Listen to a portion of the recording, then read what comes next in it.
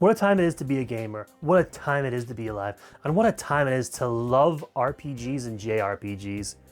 Atlus once again has brought us out another banger of a game as they release banger after banger after banger, release after release after release, not missing a single time.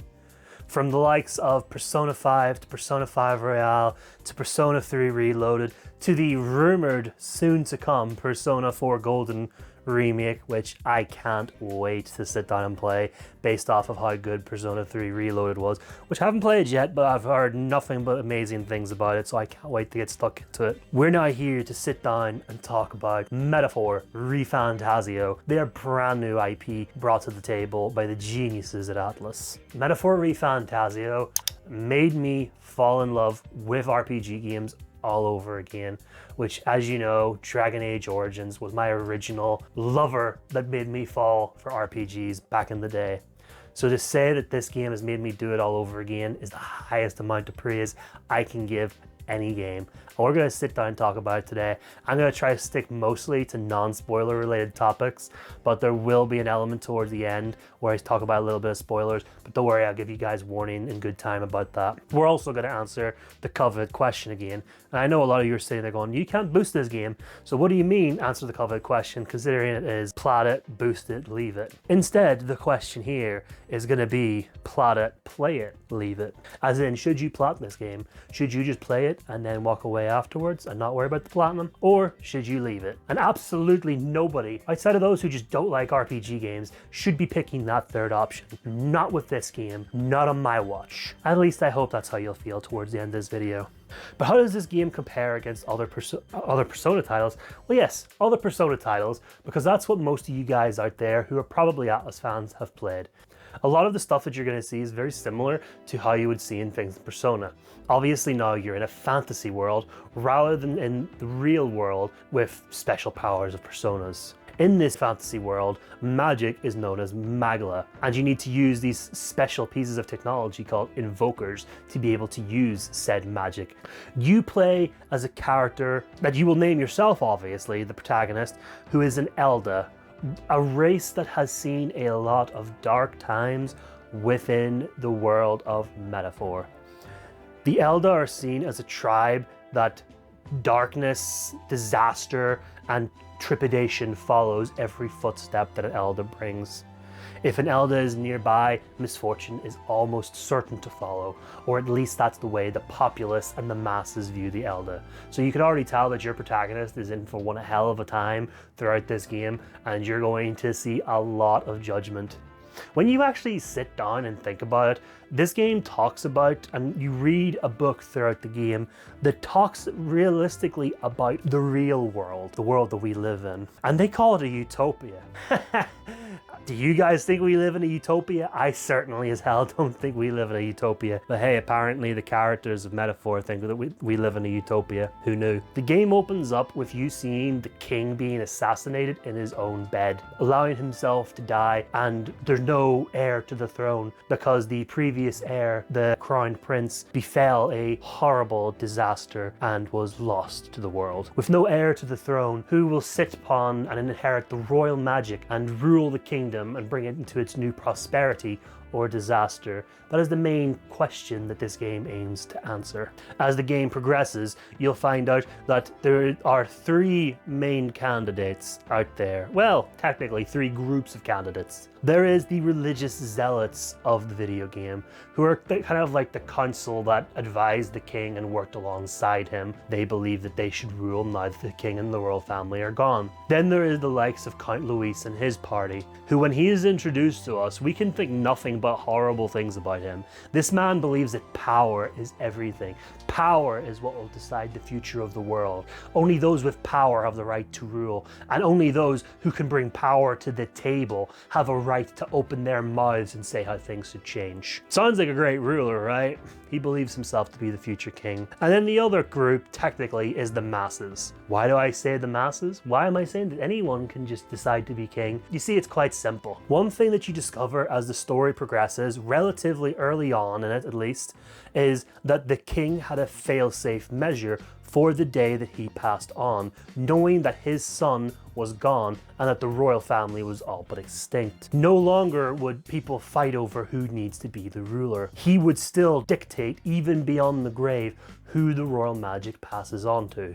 And his decree, his final dying wish, is that the masses and the people will decide who rules them forevermore as the next ruler in the kingdom. Then there is, of course, your character, the protagonist. Now, a lot of you are probably thinking, what is his business here? Like, what does he have to do? Well, he's on a secret mission along with a fairy called Gallica. At least I think that's her name. I could be pronouncing it wrong. Your character and Gallica are on a mission to meet a secret informant who has information on who may have the way to save the prince. Now you're probably all saying, wait, save the prince? I thought you said he was dead and that disaster befell upon him. Well, yes, disaster did befall upon him in a way of he essentially turned into Sleeping Beauty. A curse was put upon him and what looks like thorns, like red thorns, are like climbing up his body and essentially draining him of his magla and is essentially killing him slowly and has him in an eternal sleep. Like I said, Sleeping Beauty, eh? Maybe true love's first kiss should actually wake him up. Oh wait, this game doesn't believe in having romance in it.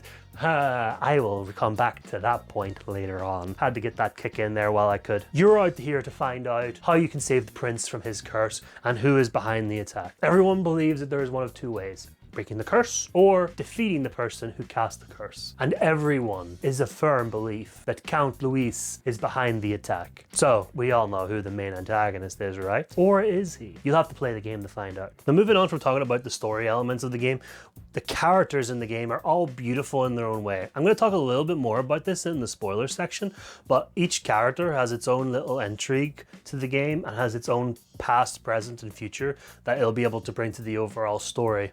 And different branching paths that technically you could see it being taken in if you were able to do that. You'll see them develop as you go along and become better people and awaken to their final selves. Because like in Persona, it's all about realizing who you are deep inside. Now, objectively, at least for myself, I believe that the characters in Metaphor ReFantazio actually go toe-to-toe with some characters from Persona. I have a few friends, I've met a couple of people who said they don't actually like the characters in Metaphor, who find them quite boring and stale and kind of just generic. I completely disagree with that. I respect their opinions, but I disagree entirely. I think these characters all bring their own intrigue to the table and all look at a very specific message based off of their social link or their bond, as this game calls it. And if you pay attention to the story and actually finish those bonds and actually take in each message that comes across and watch the dialogue and listen to it properly, you kind of understand these messages. And believe it or not, a lot of these messages actually can be brought back into the real world and make you reflect on yourself as a person. So take that into consideration as well. These are very different worlds. This is a fantasy world where being royalty is actually a lot more prominent than being a commoner. Very different from what me and you would be used to, especially when you look at Persona, where you've always been playing as a school person, like a student of some kind. So it's a different kettle of fish. So yeah, these characters are going to be very different, and we're going to relate to them all very differently as well. I can't tell you who my favorite character is right now. I will mention that in the spoiler side, but a lot of people have different characters that they like and hate. My least favorite character, who I really don't like, is a character called Haizme. Now yes, I said I wouldn't go into too many spoilers, but he's a character you meet relatively early on into the game. So it's not a massive spoiler, but I don't like him. Don't get me wrong, I know there's probably people typing up an essay right now in the comment section as to how dare you, you don't understand Haizme, you don't understand his character. Hear me out, hear me out. I love his story. I love his whole bond. And my God, it makes me feel things, which I'll talk about in the spoilers. But I absolutely loved the character from that element. But outside of that, I just found him stale and he's the Yusuke for me. I didn't like Yusuke because it's just, I thought he brought nothing to the table when you had him on party and he would talk with you and have the banter or lack of banter. I feel that same thing applies to Haizme. I feel like there's always that character in every party, in every Atlus game, and this one it's Haizme. For me at least. I know there's a lot of people who don't like Stroll, who is the first person that you will meet in the game that will be a companion. And I feel the opposite. I really like him. I think his story is actually quite fantastic. I think it brings out a lot of different intrigues and again, makes you ask a lot of questions about like his character, his personality, his integrity, and the message that his story portrays to you. The combat is again very similar then as well to what you'll have seen in the Persona games. You get your turn-based combat as you would expect, but instead of the Personas where you'd have hundreds of Personas, as you well know from the various games and the Devil Summoner games, etc, etc. But in this game, you have a system called the archetypes, a unique form of magic that is awakened by very few people in the world, very old magic that hasn't been seen in many generations. The archetype system is actually limited to, I think, 11 to 15 different archetypes. I could have that number wrong and I will put something on screen to give you the exact number of archetypes, but there's not a lot of them. Each character actually, every companion you meet brings one archetype with them that can be evolved up to 2 to 3 times. So if you think about it, it's based off of the amount of companions and confidants, as you would call them to a typical Atlus person, but followers as they're called in this game, or bonds. It's limited by that. But honestly, I kind of like that system because a unique feature that this game has that Persona doesn't is typically in the normal games, you would have been restricted that your companions will only be able to use their persona or their evolved persona, and maybe some combination attacks depending on the game. But in this game, anyone can use any archetype once it's been unlocked. Once you've leveled up that archetype and actually unlocked it for each character, because you have to unlock it individually for each character, which again, I quite like that. It means that you can bring different combinations to the table and still be able to use your favorite characters, but use different archetypes for them for different scenarios, which again brings a lot more replayability to the game and lets you play the game the way you want. Because I know a lot of people in the past hated having to add certain members onto their team to go for certain fights in Persona when they needed particular elemental based attacks from specific personas, from characters that they just didn't like.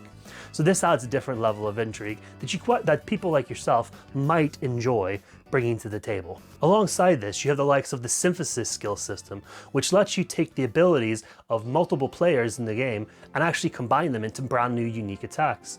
This has sometimes been seen in past Atlus games, but these would be seen as like overpowered kind of like one-time use attacks or things that you could not necessarily spam to just get victory and things like that.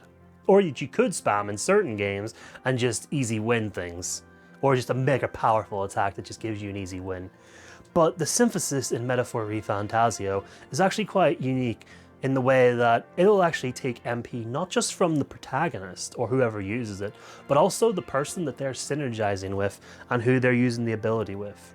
Which makes you sit down and think carefully about, do I want to use this now because it's going to use a lot of MP for 2 characters, or do I want to like preserve this and approach this a different way?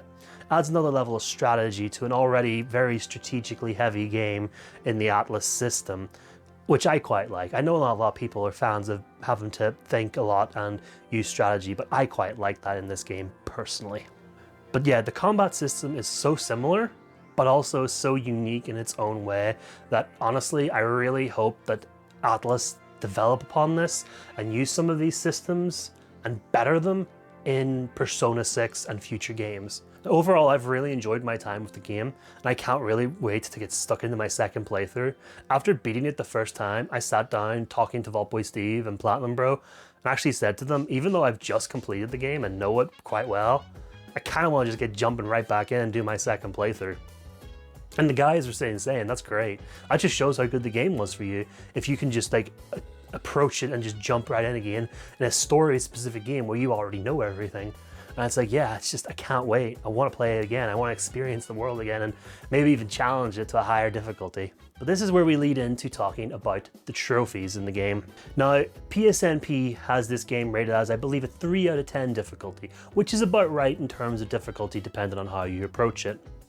And the guide has it down as about 100 hours experience. This is where I tend to disagree because, as you may be able to see behind me, or if you don't, I'm about to tell you anyway. My first playthrough alone and overall time in the game is 121 hours. There's a little bit of idle time in there, but it's still within the 100-hour range, if not higher. So I've spent as much time as the guide says you can platinum the game in on just my first playthrough. And that's given me the time to approach the game the way I want and unlock virtually every trophy in the game outside of, I think, 4. One of them I have to do a New Game Plus, as every Atlus game has to bring you into New Game Plus to defeat the secret boss. That's always been a thing with Atlus games. And the other few trophies are situational ones that I just happened to miss as I was playing through that will take me very little time to do in my second playthrough, especially now that I've got a lot of the harder ones done. This brings me to a little bit of a pain point I have with trophy hunters and Atlus games specifically. What you'll find when you look at these guides is people writing a day-by-day, action-by-action, point-by-point guide as to what you should do. I believe this fundamentally ruins the experience that you're going to have with the game. You're going to be sitting playing their storyline, not yours. You're not going to be able to do something that you want to do or explore an area that you want to explore or approach it in a way that you want to approach it because you're following a strict guide so that you can secure the platinum essentially in one playthrough. But that's pointless if you think about it, because you have to go into New Game Plus regardless to fight that secondary secret boss. So there's no point taking that approach because you physically can't platinum the game in a single run. So why not play it vanilla like I did, without a guide, enjoy it, get as many trophies as you can, and then your second playthrough, if you really need to have a guide, you can open it then while you're preparing yourself for your final fight against the secret boss. A lot of people will sit and say that I'm telling them how they should trophy hunt, and that's not at all what I'm saying here. But a role-playing game is very story-driven, very experience-driven. You shouldn't be playing this to unlock pixels and get a platinum. You should be playing the game for the story. The reason why these games take hundreds of hours to go through is because there's that much content in there and so many different ways you can play it and experience it. That's the beauty of them. That's my belief anyway. If you want to do it your way, you can, but I just feel like you're cheating yourself at the end of the day. Some of the hardest trophies in the game include you having to, similar to Persona games, max out all the confidants, which again, people used to need guides for that, but I found in Metaphor, I was able to do that all in the single playthrough without a guide relatively easily, because if you pay attention to the game, you kind of find out what the characters are like, personality-wise, the kind of correct response to give them to get the max attribute points with them, and just the right things to say to them. So if you're paying attention to the game as you should be with a role-playing game, this is not going to be hard for you and you won't need a guide for it. The game gives you more than enough time to get all of them to max and also be able to complete every quest in the game, which is another trophy, and max all of your followers' ranks. So those are some of the hardest trophies in the game, and the game is specifically designed in a way to give you enough time to do all of that if you so choose in a single playthrough without straining yourself to following a strict guide. Another one of the hardest things you'll have to do is the Trial of the Dragons. Oh God, I have nightmares about those missions. If you've played the game, you know exactly what I'm talking about. If you haven't played the game, you will know what I'm talking about. Very difficult, which is another thing. The game isn't overly difficult in terms of its overall difficulty, especially even if you're not playing on easy mode. I played this on like normal difficulty, like I would usually play my games on, but I'm thinking for my New Game Plus run, I'm gonna like bump this up to like hard, or maybe even nightmare, because the game wasn't overly challenging until you get to the end phases of the game, facing the likes of the Trial of the Dragons and going up against the endgame boss. Now that I've talked about a few of the aspects of the game, the main important ones that might help you decide whether you want to play it or not, I'm going to talk a little bit about spoilers, so here's your spoiler warning now. I will put in a timestamp as to when the spoilers have stopped towards the conclusion of the video, because I will be giving this game an end game rating that if you guys are curious, you can skip towards to at this point. But I'm going to try to keep the spoilers very brief. I'm going to mainly talk about my favorite characters and some of my favorite plot points of the game that made me like really excited about it. So in terms of the characters, I do have to go back to stressing about Haizme, that while I don't like his character and while he's my least favorite of them, I do love his overall story theme. Haizme is a character whose whole fundamental storyline is about the loss of his son. His son died and he's been in mourning. He was accused of a crime he did not commit because he decided to desert his post as a knight and go into mourning over the loss of his son. Through that, he discovers his companionship with your main character and the main party, and he decides to try and redeem himself for failing his son and failing himself as a knight. When you're doing his actual story, his whole story revolves around coming to the conclusion of not just finishing the mourning process, but letting his son go. He's been cremated and put into an urn, as is tradition with his people and his race, but he has not decided where he wants to bury his son.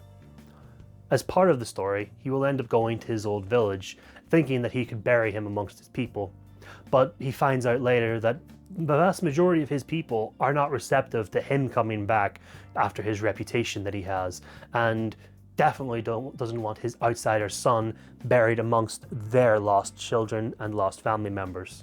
They end up committing a horrible crime of stealing the urn and stealing the ashes, which made me feel so much rage that I wish the game had let me have a decision to burn the village down and kill them all, because you just don't do that to somebody. But I didn't get that choice, so they all get to live to see another day. Haizme decides to forgive them on the condition that they just give back his son and he will leave. Eventually they manage to resolve things between themselves, but he still decides not to bury his son there in the village and brings the urn back with him, and comes to a final decision that he's going to make a piece of jewelry that he'll wear forevermore that actually contains his son's ashes. A rather beautiful and poetic way for him to keep his son while also finishing the mourning process and learning to let go, because carrying that urn around him forever never let him truly finish that process. But wearing the piece of jewelry let him realize that his son is with him, but it's also his time to let go. So while I may not find him the most enjoyable character, I do enjoy his story astronomically. But overall, my favorite companion in the game, out of all of them, has to be Basilio. As you know, Basilio is unlocked towards the end of the game and is the final companion that you actually get. And his storyline and how you actually meet him is so brilliant. I have a theory that hasn't been confirmed yet, but I think it's truly canon in my eyes, that honestly, if you've played the game, you know obviously he has his brother Del. And tragically, his brother sacrifices himself to save Basilio in his final moments in the game's storyline. And when he dies and Basilio unlocks the power of the archetype, he ends up having a meeting spiritually with his brother Del and talking to him about essentially taking over the torch and carrying on for the sake of not just him, but also his brother's memory. And that's when he unlocks the power of the archetype. But then another party member, Yuffie, I think I'm getting the name, I think it's Yuffie, but Yuffie ends up saying about how she felt two presences of Magla during the whole awakening process of the archetype. So to me, what that tells me is there was an experiment that happened that makes Basilio unable to use any form of Magla. He is a fighter to the end and does not use any form of actual proper magic. So it should be impossible for him to actually awaken to an archetype. But when Del, his brother, died, he sort of passed on the torch, passed on his Magla, passed on his awakening of the archetypes to his brother. They became one in a way spiritually, with him essentially taking on the form of the Berserker archetype, which was unlocked by Basilio. Such a beautiful and poetic thing, which at the moment is technically all but a theory in my world, because no one's actually confirmed it, but the fact that there was that line of dialogue talking about two presences during the awakening, to me tells me that that's what happened, that the potential of the archetype awakening was always Del's, but because he passed on and was killed, he passed the torch to his brother in his final moments through their connection and their bond. That could all just be fan fiction, but to me it's reality. And I just think his overall story is just beautiful. How he meets another one of his kind that went through the experiments. A lot of people would automatically assume you're just going to be talking about Dell the entire time, revisiting his final resting place and things like that. But you end up actually meeting another person who went through the trials and tribulations that the two brothers went through, but didn't have someone to fall back on, and ended up becoming a psychopathic murderer that was just lost to his trauma that he went through. And Basilio is unfortunately forced to take measures into his own hands and have to end and kill his friend with his own hands, vowing to create a world where Basilio, Dell, and Venkat, his friend, would have all been happy and been able to live a very peaceful life in the restaurant that he always dreamed of making. So that's my favorite character. I would be very interested to hear who your favorite character is. Just make sure you use like a little spoiler tag in the comment if you do mention anything about it, just so that people don't get spoiled anything. Some of my favorite aspects of the game as well was like the main plot point storylines. The reveal of that your character was actually the prince completely caught me off guard. I always thought that you were like related to the prince in some way. I never realized that you actually were the prince until it got revealed. Completely blew my mind. And when you find out that Moore, the companion that you've had from the start of the game, who's essentially the Igor of this game, was actually another form of your father, the king, again, I was just like, what? Because like completely blew my mind and just made me love the game even more, because I was already like thinking about all these things, and like finding out I was wrong didn't annoy me or upset me. It actually caught me completely by surprise. I was like, I like this. I like being surprised. Please do it more, Atlus. So yeah, honestly, some of my favorite moments in the game. One of my least favorite moments is the trial of the dragons, and I'll probably have a clip in here if I have one of what happened and my reaction to the final trial. They look just like us. Well, we're not losing to fakes. Let's go.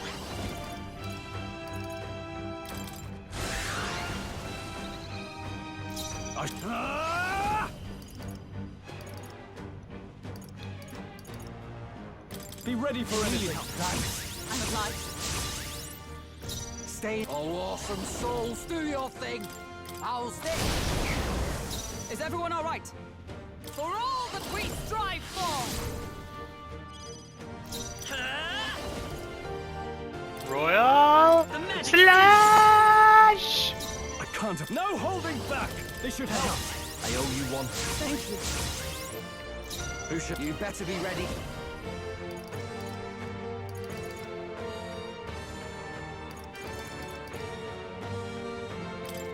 Basilio left him wide open. I stand ready Let's hit with that blade easy. in hand.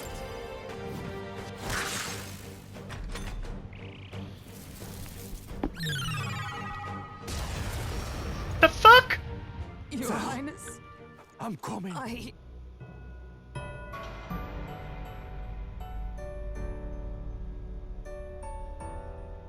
Will you yield to reality?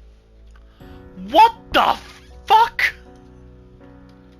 Oh, that was a nasty piece of business. Makes me really concerned about what the secret boss is going to be like, to be fair, but we'll find out, won't we?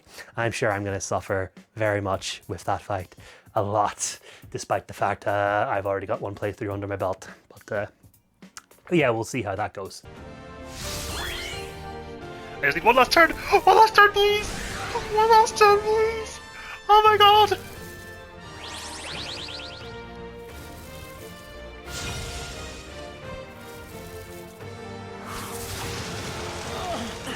Hit hard.